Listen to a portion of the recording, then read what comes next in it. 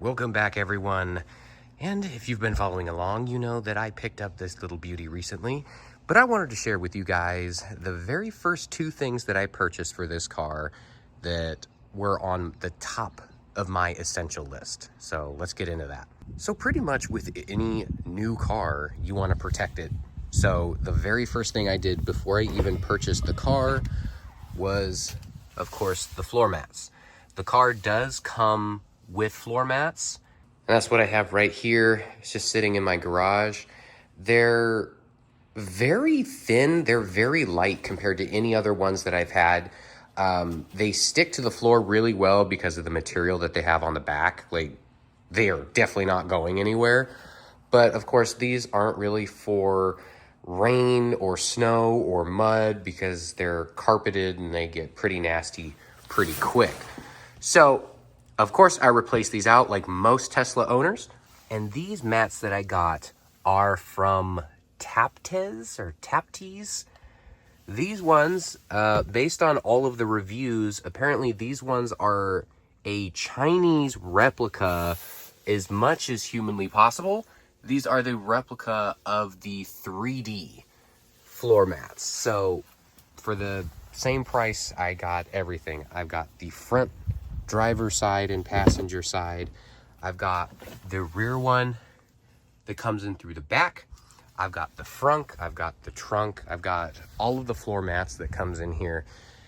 And I don't know. I've never had any floor mats that are fit. Like everyone says these fit perfectly in the car. But honestly, they fit very well, but they're not perfect. So if we look at this side, you can see there's a big old gap there. I tried everything. This little dip right here, you can see that's what the car actually has. I have it set up perfectly to sit in that. I've moved it left, I've moved it right, up, down, I've moved it everywhere. There's just a little gap.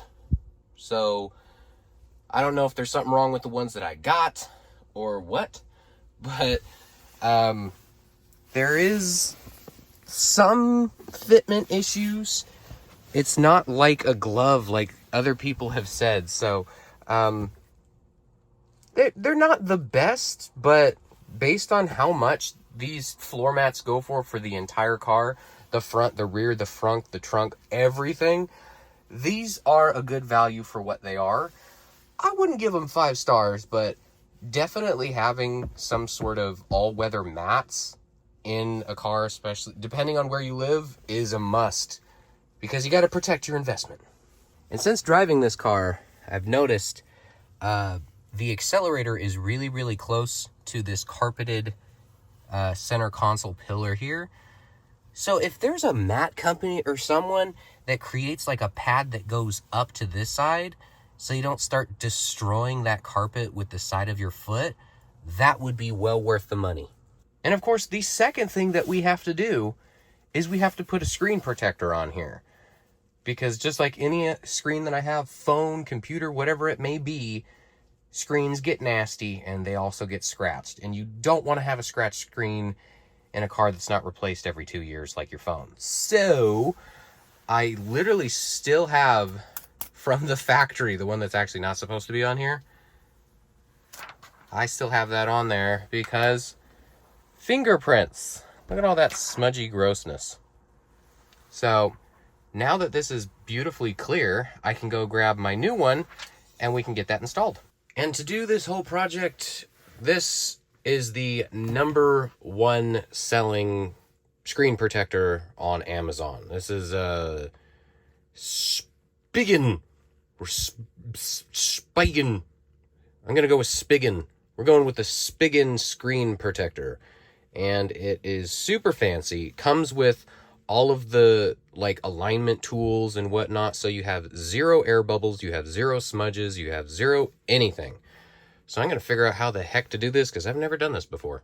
So definitely first thing I'm going to do is put this in screen cleaning mode just so I don't press any buttons I don't need to. So I'm going to hit this little button down here, which will bring this up. Then we'll go to display, I think it is. And we should have screen clean mode.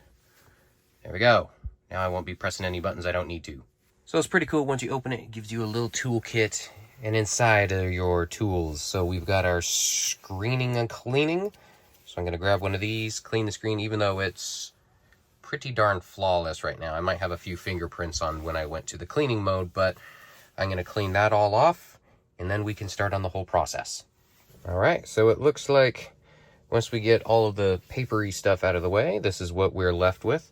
So we've got two sides. We've got the front slide, which is what we're going to do afterwards. You can see it's got a little top corner over there, so it's going to go on just like that. It also says in the instructions, watch out for your stock right there. You might smack it. So on the other side, before we put this whole thing on, we got to take the little protective film off. So I'm trying to look for a spot where I can peel this up. Oh, this is going to be the best part. How the heck? Wait, I think I found it. Remove.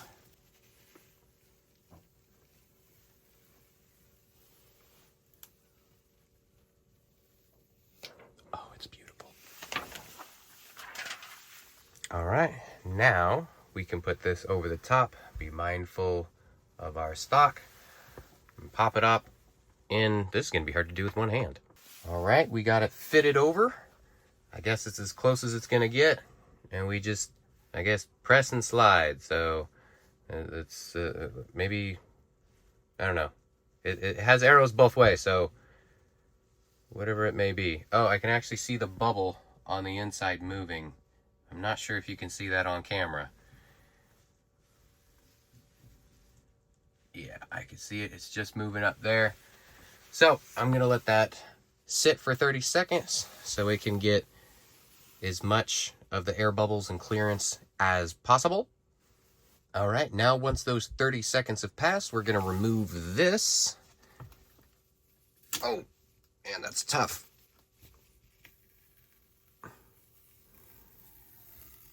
Is it supposed to look like that? Is it supposed to have a nasty residue?